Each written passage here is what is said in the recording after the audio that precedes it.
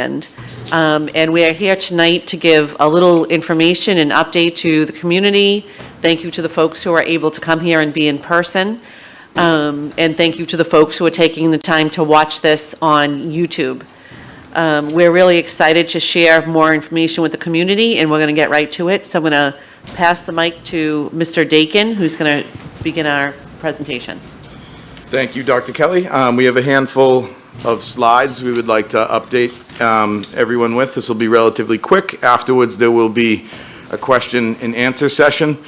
Folks on the Zoom, I just wanted to note that the translation services are turned on. If Spanish, Portuguese, Khmer, or Arabic is more comfortable for you than English, you can switch into those channels and you will be hearing us through Zoom. And Brian, do you want to just give a little instruction for the people who want to do that? Sure. There is a globe at the bottom of the screen. Little globe or sphere looking thing at the bottom. You click on that once, it will list the languages, pick which language you'd like, and you will then be listening to the translation in that language and seeing what is being presented in this room.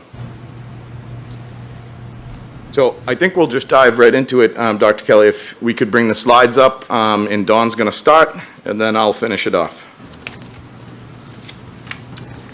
Thank you, Brian. I am Dawn Guariello. I work with Perkins Eastman. We are the architects for the new high school here in Revere, and we're excited to give you some background and updated information on the project we've been working on for a couple of years now. So a few things have changed as we studied different sites, and as Dr. Kelly mentioned, we have arrived at the former Wonderland site.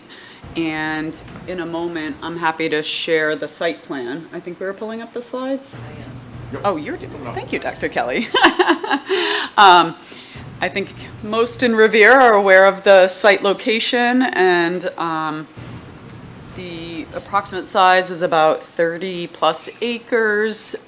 We are looking to develop some of that, keep some of it in its natural form, and provide some outdoor learning as well as wetland classroom spaces and some exciting campus amenities.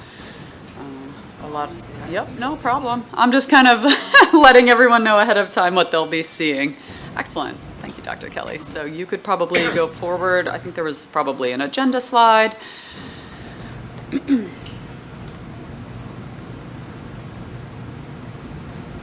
Excellent. Yep. So we'll move through site plan, building plans, some materials, some imagery, and schedule next steps, and then take some questions and answers, as Brian mentioned.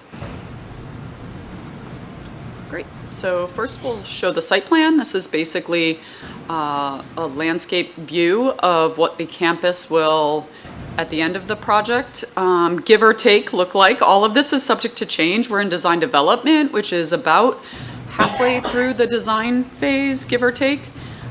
So what we're showing today is sort of where we are. We still have over a year of design work to do. So there's still quite a bit to do, but what you're looking at on the left, the rendering is of the Wonderland site. You can see the rotary for those of you off of North Shore Road that are familiar with the site. The entry is approximately across from where the Wonderland T-stop and garage is shown on the lower right-hand side of the site plan. So you would enter onto the campus, drive between the new baseball and turf fields with some parking, come around to the building, which is shown in white, the footprint of it. And thank you, Dr. Kelly. That would be the car drop. So there would be a long queue, take you off of North Shore Road, and allow for parents and or caregivers to drop students right at the front entry, which, Dr. Kelly, if you don't mind hovering over the front entry just to orient folks, awesome, thank you. So right at the end of that sort of loop at the front. Yep. So the academic wings are the length of the white footprint, kind of on the south side, thank you, parallel to the road, give or take. There would be a bus drop that separates from the cars. So you have car drop at the front entry, separate bus drop at the south entry, kind of parallel to the VFW highway. And that brings everyone into sort of the heart of the school, the central space that will become the cafeteria. I'll speak more about that. But the idea is that there are 2 entries, safe car and separate safe bus drop, and multiple ways in and out of the building. It's worth noting that we are in a flood zone on the Wonderland site. We're very close to the ocean, as everyone's aware, and what that means is our building needs to be elevated. And in elevating it, what we took the opportunity to do is to provide under building parking to capture some of the staff parking that will be required for the operation of the building. Could be, visitor and off hours, community if appropriate, but the majority of the staff would park under the building, and the idea is that that elevates our building outside of the flood zone. It's approximately 14 feet off of grade, just for reference.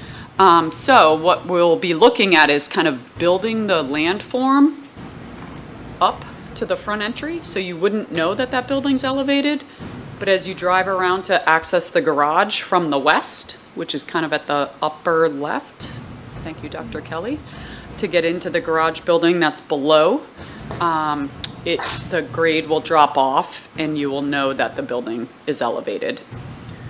There is a central learning courtyard that is at the main floor level. Thank you for pointing that out. And it's sort of bookended by the gymnasium part of the building and one of the academic wings. And as I go through the floor plans, I will specifically point that out. The hope with this project is that we really create a campus for these students, that there's an environment of health and wellness, there's encouragement of community use, and that this building can really be a resource and an asset to the city of Revere. So that's a long-standing goal that we've had for this project, and hope that this building can serve as such when the project's complete. So from an amenities standpoint, I'll point out the multi-purpose field on the lower right. It's called multi-sport field because it's a soccer overlay with a baseball. Thank you, in the center. We've got a wetland replication, which has a path around and a little learning platform. It's a little square in the center there, and the idea is that science classes, different curriculums can benefit from the natural resources that are right here on the Wonderland site. We've got a Eastern County ditch, which serves as a stormwater retention, and that's an open, it exists, so we're maintaining that and sort of not developing a lot to the north of it. But as you come around the back of the building, we have some tennis courts and quite a bit of landscaping that will buffer the campus along the roadway, which is highly traveled and lots of car traffic, particularly in the morning in that direction. Lastly, I will point out that we're sort of bookended between that roadway and the commuter rail train to the north, the tracks.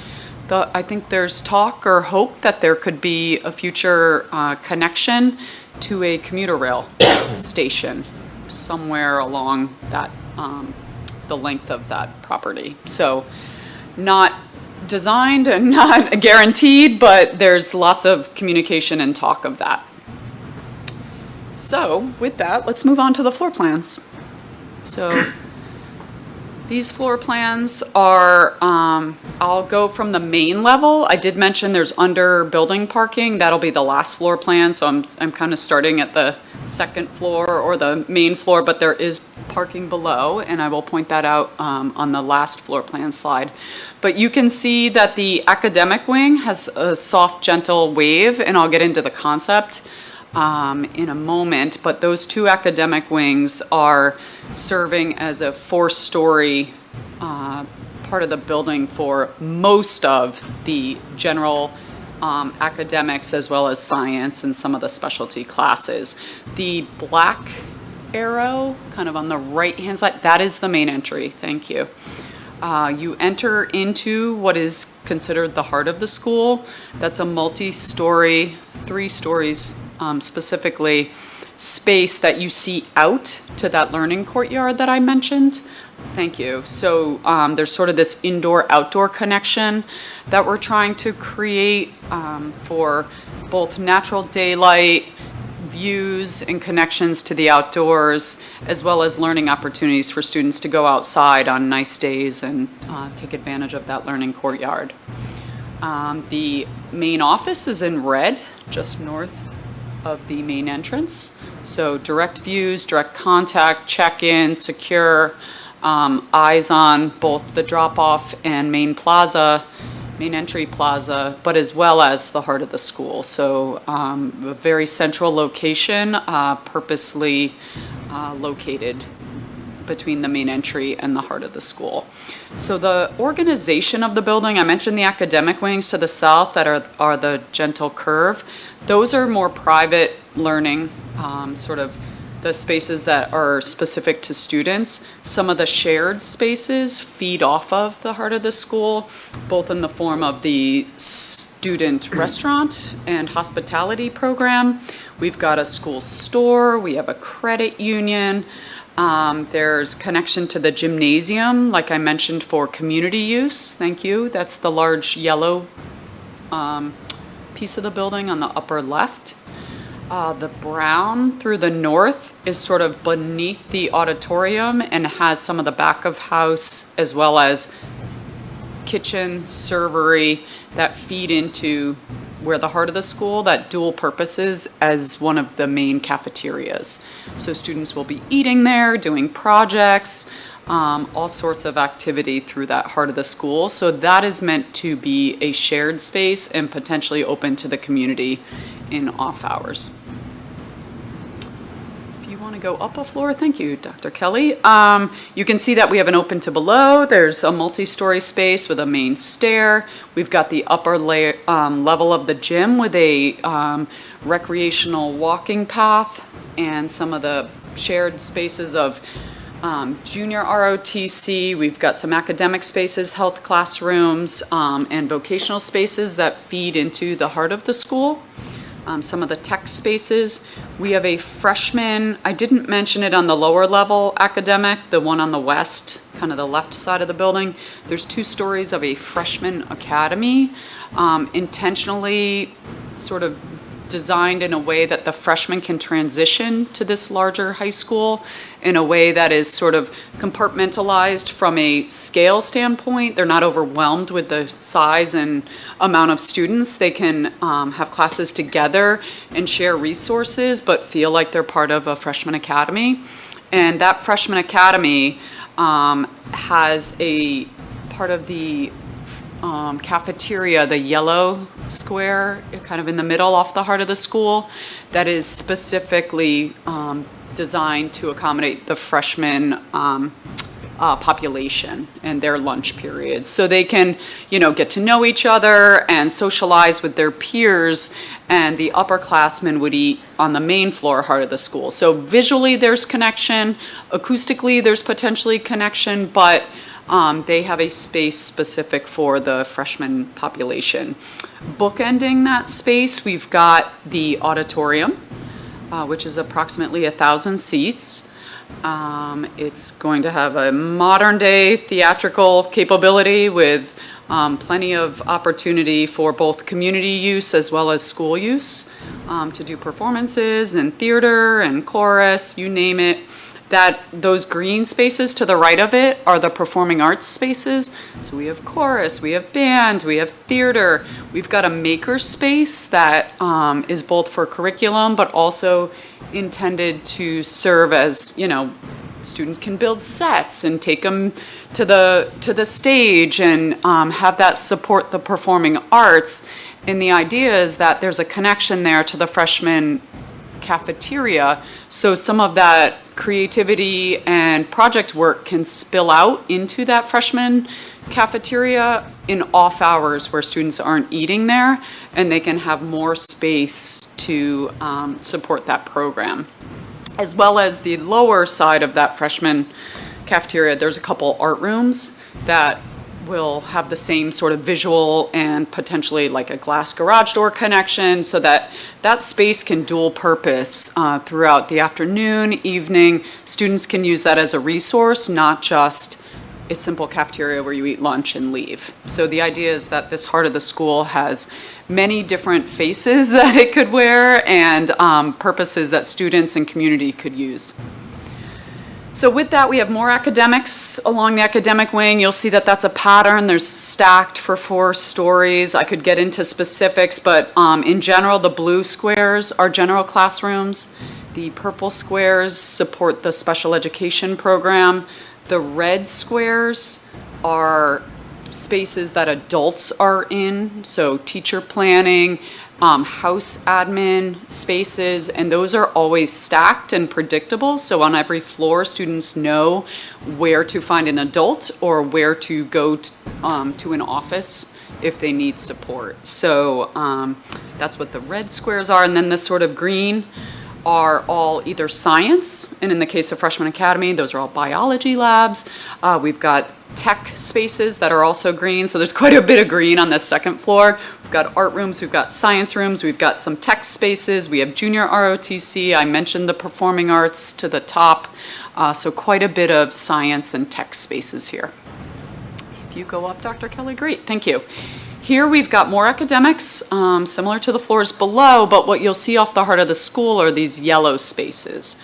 Those are community spaces, shared spaces academically, and specifically the media center. So on the south side, that large yellow is one of the floors of the main media center. That media center will be multi-story, so there's a couple different floors where students can check out resources, they can do research for projects, they can meet in small groups. There's a variety of spaces that service and support the media center. So that's what you're seeing, and a lot of them feed off of the heart of the school in a way that we're hoping they become more dynamic spaces and students are comfortable using them and going into those spaces for their specific needs. I'll mention here on the upper floor, there's quite a bit of red that wraps. Those are guidance offices. So there's a guidance suite where the guidance counselors have private offices and students can use their resources as needed. And like I mentioned, the red adult spaces are sprinkled throughout the building and they're quite intentional. I will point out the ones that are mid-academic wing are intentionally located to be adjacent to a vertical staircase, but then also have visual connection to the end staircase. So from a, eyes on the street and, a passive security measure, adults are sort of watching and connected to corridors and stairways in a way that they might be able to see something or hear something as it's occurring, either in the corridor or stairways. And then lastly, the fourth floor. Oh, it disappeared. There it is. The fourth floor is more academics, and then that yellow space in the middle is the upper floor of the media center with some support spaces that serve that media center. And the rest of it's roof, and you can see the top of the auditorium is just a cutaway of that volume because that part of the building is fairly tall. So with that, this is the underbuilding parking. All of this is subject to change, particularly the parking as it gets laid out. We have a parking consultant that will help refine this and make it efficient, accessible, and safe. So we've got some materials selections just so you can get a hint of what the outside of the building will look like. These are some previous presentations that we pulled together and shared. On the right-hand side, you can see some of the concepts. We've got a wave concept that feeds off of the ocean. It's a lot of the natural resources here in Revere. We've got oceans, sand, driftwood, sea glass. So trying to draw from the inspiration of the seacoast and the natural resources here in Revere.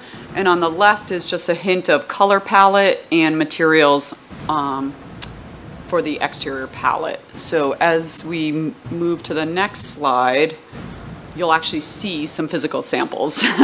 So these are duplications. On the right, it's sort of the virtual palette. On the left, those are the physical samples that these working group that was asked to participate and give feedback formally decided on. So there's a very neutral beige brick that picks up on some of that sand look and feel. We've got iron spot, dark brick at the base of the building and strategically at some of the stairwells and whatnot. Very durable, easy to clean, dark intentionally at the base of the building. We've got some field stone that got pulled off of the actual facade of the building, but will get picked up on some seat walls on site and serve as sort of another passive security measure to prevent people and vehicles and things from getting too close to the building. So those will be strategically placed on our landscape design. We've got some different tones of blue glass, and then some wood phenolic, could be in the form of some fins or some materiality on the outside that pick up on the driftwood that I mentioned in the previous slide. And then if you go to the renderings, first we've got the massing, I'm sorry. So here you can see the academic wing always kind of stands out. It's that big wave, and the wave's intentional. This academic wing's really long, and the idea is that the wave starts to break up the views as you look down each long corridor, and it's a subtle curve. It's not very strong in its radius, in that it's soft, and it also breaks up the linear length of those academic wings. So that's 4 stories tall, as I mentioned in the floor plans, plus there's underbuilding parking. The main entry you can see on the right, just to orient yourself, that's the heart of the school. That's 3 stories, as I mentioned, going through the floor plans. We've got the performing arts on the right-hand massing. It's that 2-story that kind of comes out towards you at the bottom right, with the auditorium adjacent to it. The gym is behind it, and then the courtyard is between the gym and one of the academic wings. And on the left, you can just see different views from other sides of the building. Here are some exterior precedents, either from materiality or, window patterns. So just gives you an idea of things that we were looking at. And then if you go forward, this is all subject to change. So just want to point out, these are studies. These are not the final design, but the main entry with the academic wing on the left, performing arts on the right. If you go forward, you will see this is, again, subject to change. This courtyard will have a lot more than just grass. This is intended to be a learning space, a space that students can enjoy, whether they're eating outside, doing projects outside, or taking a class outside. So there will be a lot more to it. This is just for the sake of showing that it's outdoor space. You can see the academic wing to the right. The heart of the school is in the middle. So 3 stories of connection there, back to the heart of the school, and the gymnasium. And some of the support spaces I mentioned, health classrooms and workout rooms, weight rooms on the left.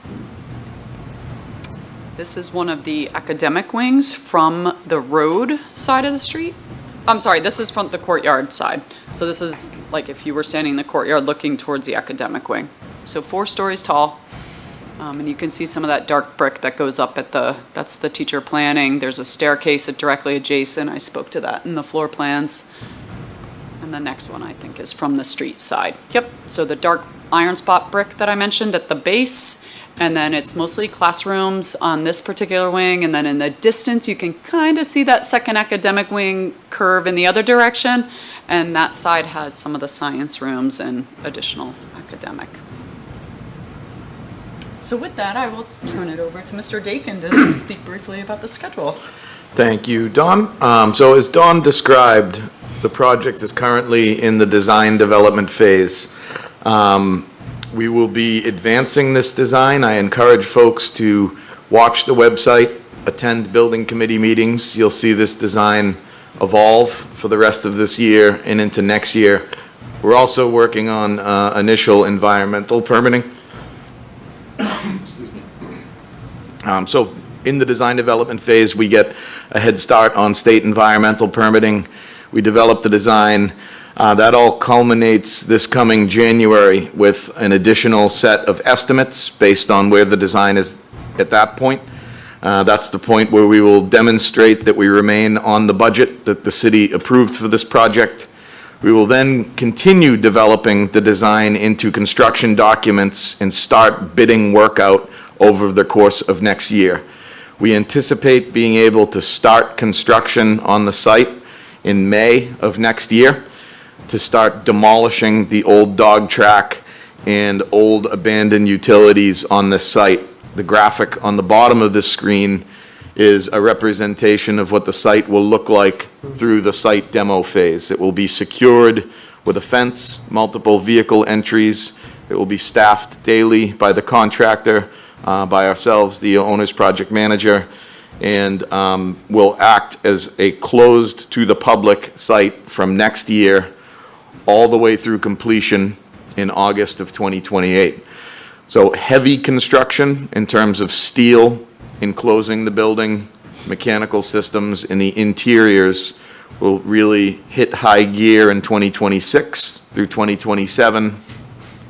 And in that summer of 2028 is when we plan on commissioning the building, finishing the building, getting occupancy permits, and loading the building down with technology and furniture, being ready for a new school opening in August 2028. So as I noted, I encourage folks to keep your eye on the website to attend school building committee meetings. We'll be doing this through 2028.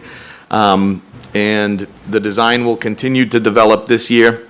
We'll start bidding out work next year, and that's when a lot of these ideas at that point will be finalized. So I wanted to move on to sort of a seeing if folks have any questions.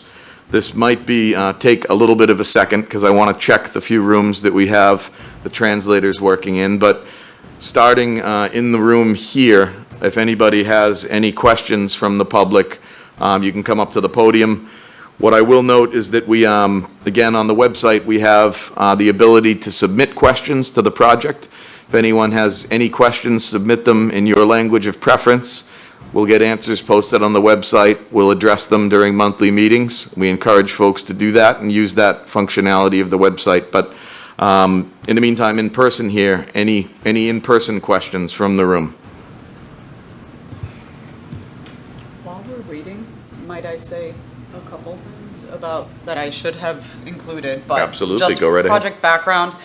This project is a Massachusetts State Building Authority project, which is a state funding agency that the city applied to be in the grant program and was accepted and will receive money from the state for this particular project. With that, they have a process of defining the enrollment. So this building, per the MSBA, which is the Massachusetts State Building Authority, is designed for an enrollment of 2,450 students. So just so everyone knows, that is the determined enrollment by the state. So we designed to that enrollment. And the overall building size is 422,600 square feet. So that's what's been agreed upon with the state agency throughout the process. Has been a multi-year conversation and partnership with the MSBA. And I just wanted to share those statistics in the event that anyone was interested. Zoom questions.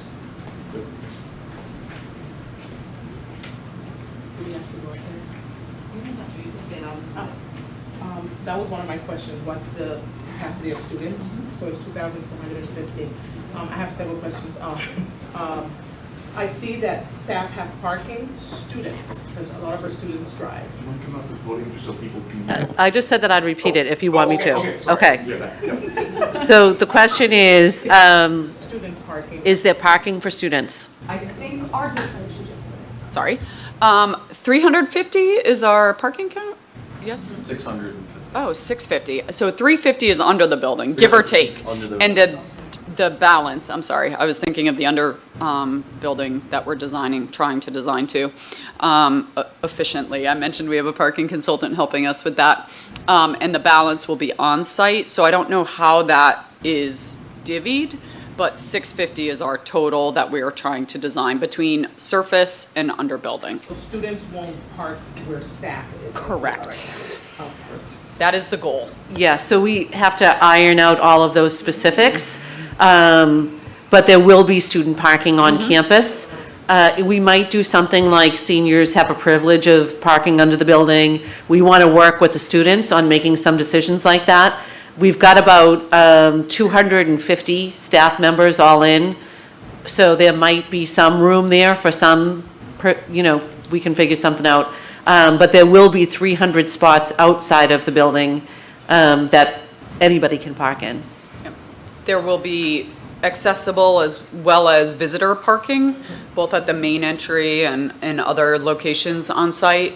And I think the goal was to have most of the surface parking located so students could use it and have access to the building, or community could use it with access to the fields and the campus on off hours.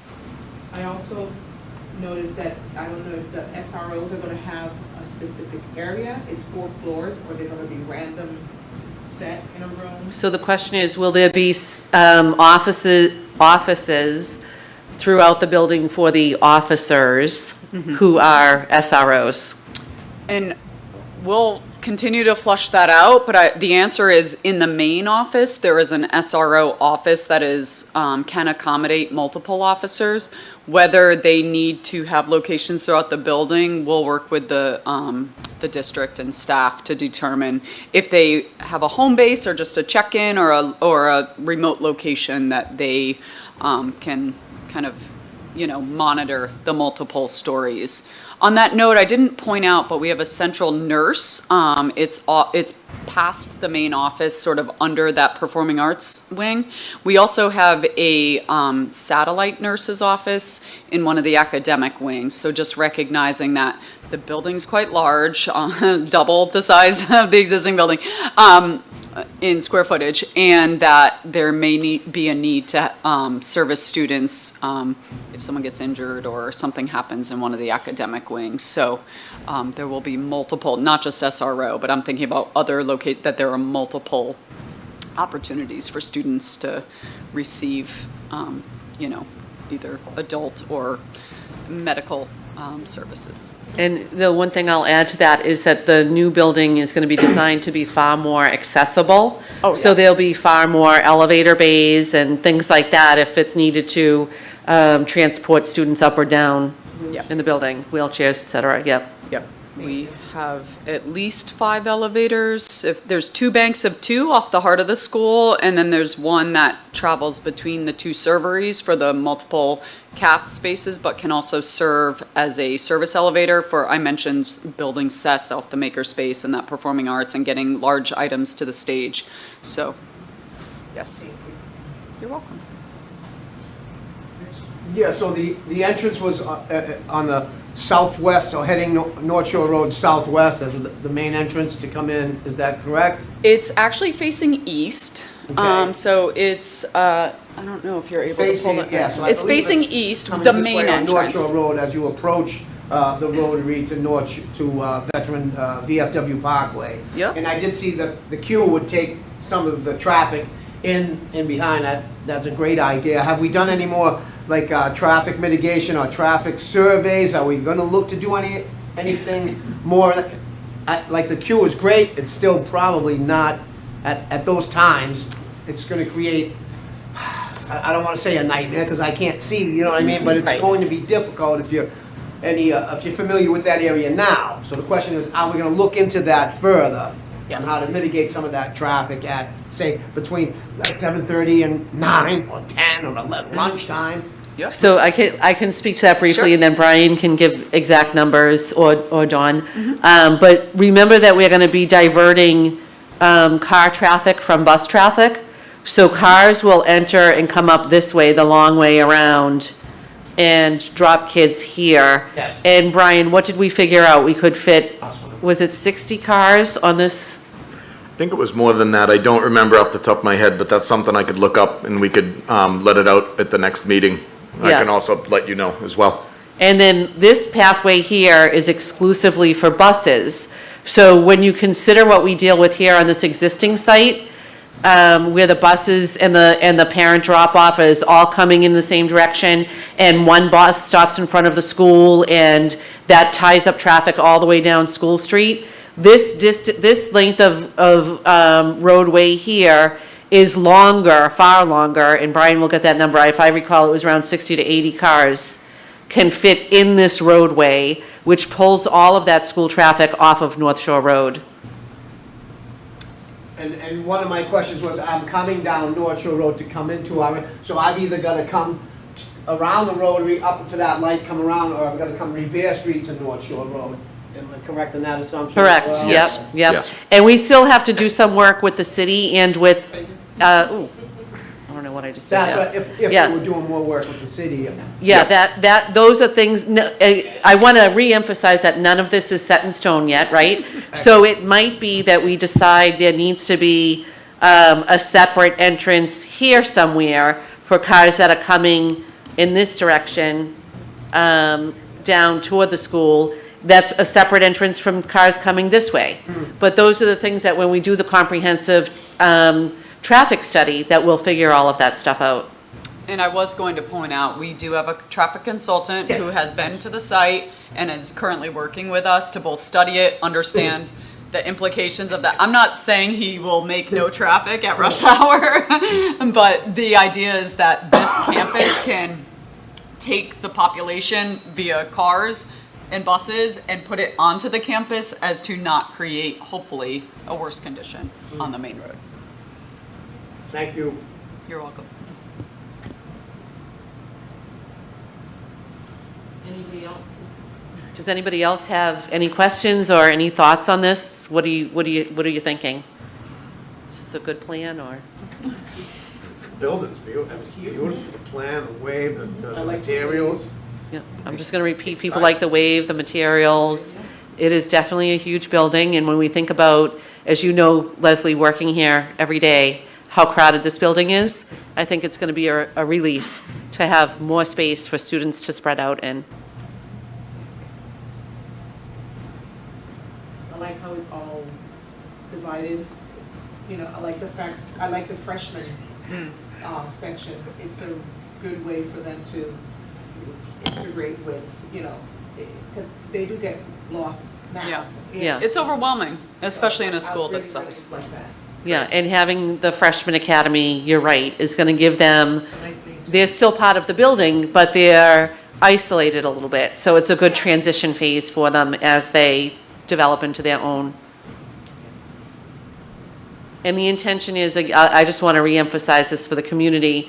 If I go back to this schematic of the drawing, the idea is that we will be able to shut down these academic wings to preserve the classroom space that we need and still think about using the rest of this facility for community things in the evening.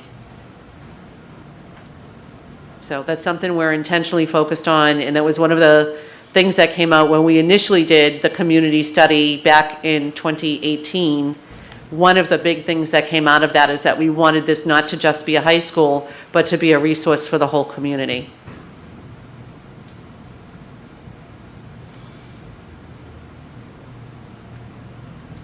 All right, so I guess thank you to everybody. Thank you. We'll be doing another one of these similar forums, maybe with a few updates on the 23rd of next month.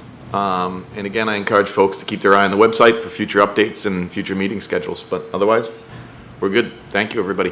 Thanks, Brian, thank you. Thanks, Dr. Kelly.